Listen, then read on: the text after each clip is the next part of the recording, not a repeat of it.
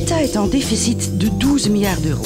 Quelles sont les solutions de l'Itinera Institute? Oui, juste pour situer la problématique d'ensemble, nous avons 12 milliards de déficit, on s'y attendait suite à la récession, mais il faut ajouter à ça 24 milliards de déficit auxquels on s'attendait aussi, qui sont les coûts du vieillissement de notre population et les surcoûts donc de dépenses de pension. Il va falloir donc dégager des besoins pour 36 milliards d'euros et cela demande évidemment des solutions qui sont à la hauteur des défis. Dépenser moins, vous le voyez comment?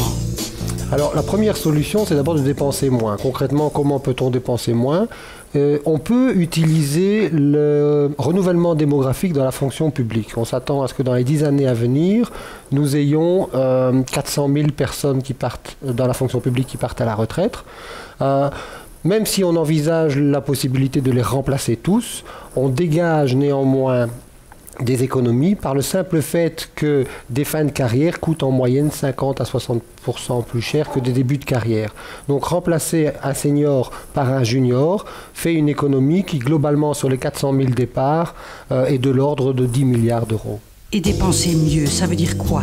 Alors dépenser mieux, ça veut dire mettre en œuvre le plan que Itinera a établi pour la réforme et la modernisation de la fonction publique, pour rendre la fonction publique plus performante et plus efficace. Ça veut donc dire dépenser de manière plus efficace, avec une orientation sur les résultats et la mise en place d'un certain nombre d'actions qui notamment visent à responsabiliser plus les services publics en leur donnant plus d'autonomie en échange, à motiver mieux les fonctionnaires, à faire participer les usagers, à un certain nombre donc une plus grande simplification et plus de coordination dans les services publics.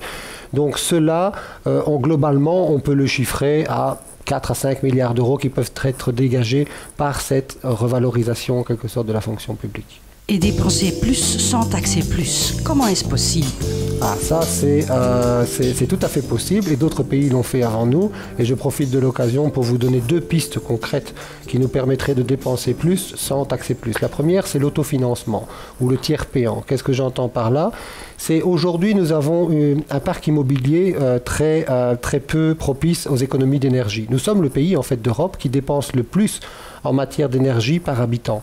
Et ça, c'est lié à une mauvaise isolation de nos bâtiments. On pourrait donc imaginer que l'autorité publique investisse pour rénover et améliorer la consommation d'énergie de nos bâtiments et le remboursement se ferait automatiquement par la baisse de la facture énergétique. Donc c'est un investissement qui serait auto-remboursé par l'effet retour en termes d'économie d'énergie. On peut envisager ça faire très rapidement pour tous les bâtiments publics et les bâtiments scolaires cela créerait en plus de l'emploi pour notre économie.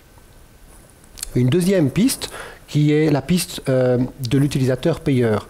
Au lieu de toujours dépenser plus et de faire supporter le contribuable par ses surcroîts de dépenses, on pourrait imaginer par exemple de réinvestir dans nos routes, de réinvestir dans nos universités, de réinvestir dans nos hôpitaux.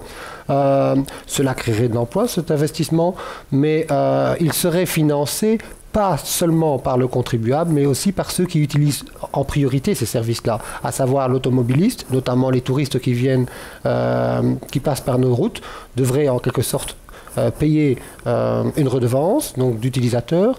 Les étudiants qui auraient les moyens pourraient payer plus pour accéder à l'université. Les patients qui auraient les moyens, notamment à nouveau des patients étrangers qui viennent utiliser nos infrastructures hospitalières, pourraient être facturés plus. Donc on pourrait avoir une plus grande différenciation dans les contributions aux services publics en tenant compte de l'intensité d'utilisation des services publics plutôt qu'à d'avoir un système qui se base presque exclusivement sur la contribution du contribuable, c'est-à-dire du travailleur. Et donc ce que je dis concrètement, c'est qu'on pourrait envisager d'exporter nos taxes en faisant payer des touristes étrangers qui utilisent nos services plutôt que d'exporter nos travailleurs en les taxant toujours plus.